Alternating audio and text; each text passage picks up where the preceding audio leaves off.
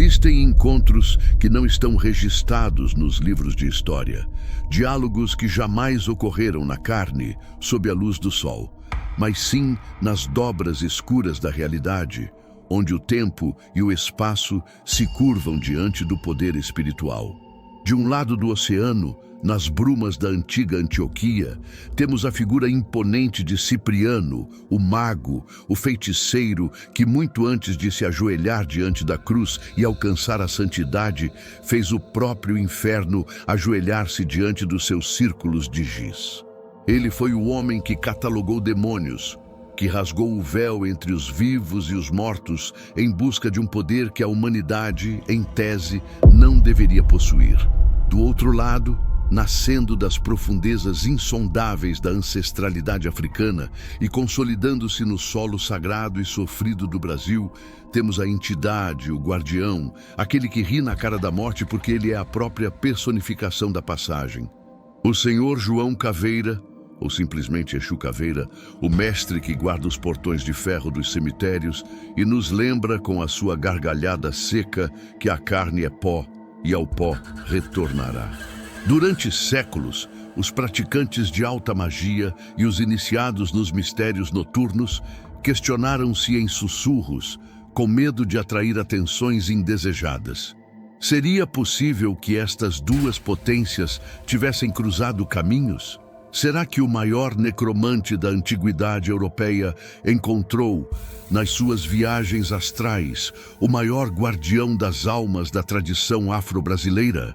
Hoje, nós vamos rasgar o véu do silêncio. Vamos abrir os arquivos da memória espiritual para narrar a ligação secreta, o pacto silencioso e o aterrorizante encontro no umbral entre São Cipriano e Exu Caveira. Para entender a magnitude deste evento, precisamos primeiro esquecer a imagem do santo católico de vestes púrpuras. Precisamos voltar ao Cipriano pagão, o bruxo insaciável. Muito antes da sua conversão, Cipriano não era apenas um invocador de demônios menores para arranjar amores ou riquezas fúteis. Essa era a magia que ele vendia ao povo. A verdadeira obsessão de Cipriano, segundo os textos apócrifos mais densos e proibidos, sempre foi a necromancia, a arte negra de comunicar com os mortos para obter a cartografia do além-túmulo. Os grimórios originais, aqueles que a Igreja perseguiu com mais afinco do que a própria capa preta popular, descrevem rituais que Cipriano realizava em catacumbas esquecidas e ruínas romanas à luz de tochas feitas de gordura animal. Ele não queria apenas falar com fantasmas, ele queria entender a geografia da morte. Ele questionava-se incessantemente: para onde vamos? Quem vigia a porta? Existe uma forma de entrar e sair do mundo dos mortos sem perder a vida? Cipriano dominava a projeção astral com uma mestria que poucos humanos alcançaram. Ele descrevia, nos seus diários escritos com tinta de sangue e óxidos, viagens a planos densos, cinzentos e opressores, onde almas perdidas vagueavam em desespero absoluto. Na sua época, ele chamava a esses lugares de o Tártaro ou o Hades. Mas hoje, com o conhecimento espiritualista moderno, sabemos exatamente onde ele estava a entrar. Ele estava a explorar as camadas mais densas e perigosas do umbral, as zonas de sofrimento e purgação que ficam imediatamente após a vibração física da Terra. Cipriano, na sua arrogância de mago supremo, acreditava que podia caminhar por esses vales como um rei. Ele acreditava que, protegido pelos seus círculos mágicos e armado com nomes bárbaros de poder, nenhuma entidade desencarnada o poderia tocar. Ele estava errado. A sua maior lição não viria de um anjo celestial, nem de um demônio da Goétia Salomônica. Viria de um guardião que já patrulhava aquelas fronteiras milênios antes de Cipriano sequer nascer. Enquanto Cipriano tentava arrombar as portas do além com a força bruta do seu conhecimento intelectual, existia já uma força primordial encarregada de guardar essas mesmas portas. Quem não conhece a profundidade da quimbanda treme ao ouvir o nome Caveira, imaginando apenas o fim, a morte e a decadência. Mas Exu Caveira é muito mais do que um esqueleto assustador. Ele é um arquétipo universal da transitoriedade e da justiça.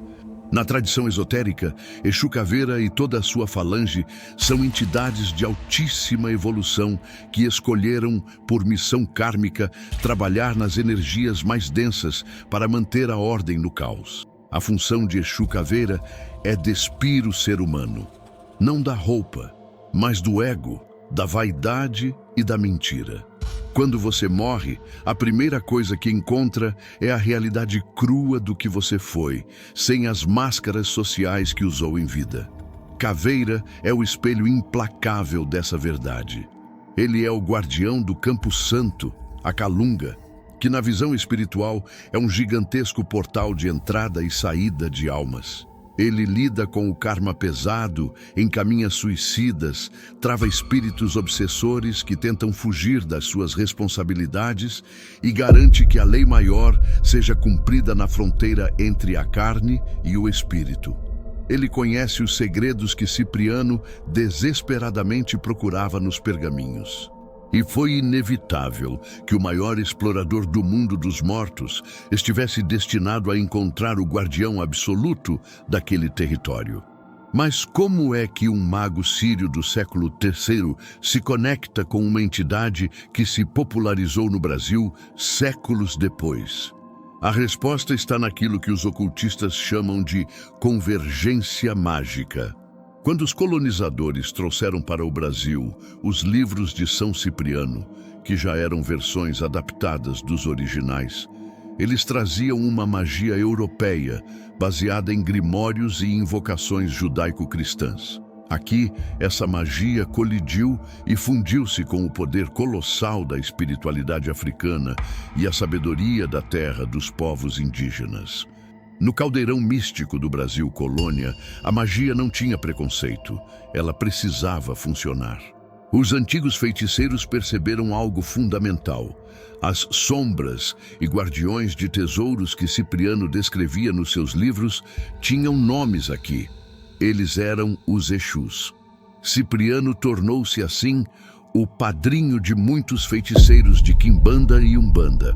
A sua egrégora foi puxada para dentro do panteão afro-brasileiro, criando o São Cipriano das Almas, uma entidade sincretizada que trabalha lado a lado com o povo da rua.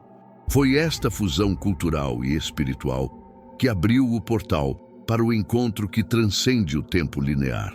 Os relatos mais secretos, guardados a 7 chaves por zeladores de santo antigos e magistas herméticos, contam que numa das suas projeções mais profundas e perigosas, o Cipriano, ainda pagão, decidiu descer mais fundo do que qualquer outro ser vivo jamais ousara. Ele atravessou as zonas de purgação comuns, ignorando os gritos dos espíritos sofredores que imploravam por ajuda. O seu objetivo era chegar ao núcleo da morte, o ponto zero de onde as almas não retornam, pois ele cobiçava o segredo da ressurreição verdadeira. A meio da sua viagem astral, o ambiente mudou drasticamente. O caos sonoro cessou. O frio tornou-se absoluto, um gelo que queimava a própria essência da alma. As sombras pararam de se contorcer e ficaram em silêncio reverente. Cipriano percebeu que não estava mais num lugar de desordem, mas num lugar de ordem suprema e terrível. Ele chegou diante de um portão gigantesco, feito de ossos e ferro etérico, que se estendia até ao infinito, na paisagem cinzenta do astral. Era a entrada da verdadeira Calunga. E ali, parado diante do portão, bloqueando a passagem, não estava um monstro ou um demônio chifrudo como os livros descreviam. Estava uma presença, uma consciência tão antiga que fazia os impérios humanos parecerem segundos na ampulheta do tempo.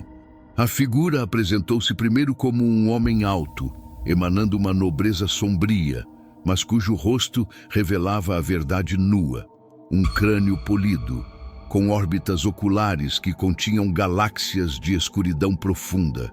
Era o Senhor Caveira, Cipriano, Movido pela sua arrogância habitual e acostumado a comandar espíritos menores, tentou usar os seus conjuros mais poderosos.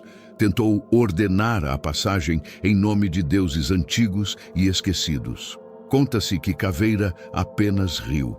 Não foi uma risada de escárnio ou maldade, mas uma gargalhada seca, o som de ossos a baterem uns nos outros.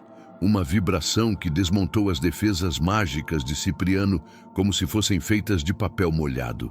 Caveira não precisou atacar. Ele apenas mostrou.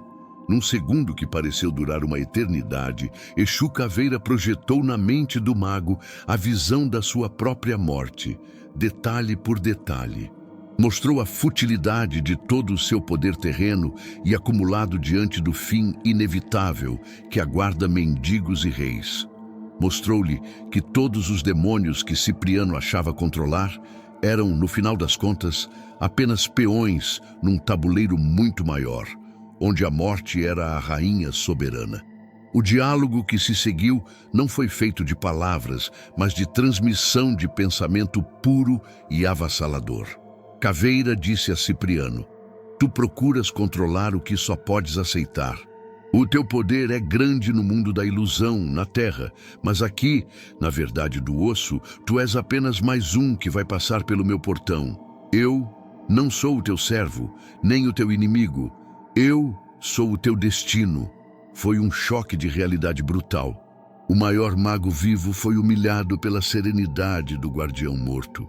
Dizem os antigos sábios que foi nesse preciso momento que a semente da conversão de Cipriano foi plantada. Não inicialmente pelo amor divino, mas pelo temor e respeito à morte real que ele viu nos olhos vazios de Caveira. Ele entendeu que havia forças no universo que a sua magia não podia dobrar, apenas reverenciar. Dizem também as lendas ocultas que, em troca dessa lição de humildade que salvou a sua alma da perdição total, Cipriano deixou nas portas do cemitério astral uma parte do seu vasto conhecimento. Um pacto foi selado no silêncio do umbral. O conhecimento prático dos grimórios europeus foi oferecido aos guardiões em troca de passagem segura quando a hora final de Cipriano chegasse. Se este encontro aconteceu literalmente como descrito, ou se é uma metáfora espiritual, para a fusão de conhecimentos que ocorreu no Brasil, talvez nunca saibamos com certeza absoluta. Mas a evidência está viva nos terreiros de hoje. Está nos trabalhos feitos nas encruzilhadas à meia-noite, onde se usam orações antigas de Cipriano para chamar a força de Exu. Está na imagem do santo feiticeiro, que é profundamente respeitado pelos quimbandeiros. A ligação secreta entre Cipriano e Caveira é a prova definitiva de que a magia é uma só. Ela adapta-se, muda de nome, veste outras roupas culturais, mas a essência permanece imutável. A busca humana pelo controle do destino e o confronto inevitável com a morte. Eles são os dois lados da mesma moeda, o mago que queria ser eterno e o guardião que garante que nada o é.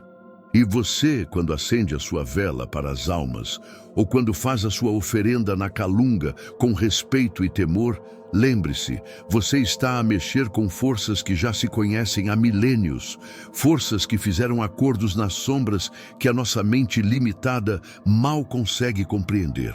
O respeito é a única proteção real que você tem diante daqueles que guardam o portão.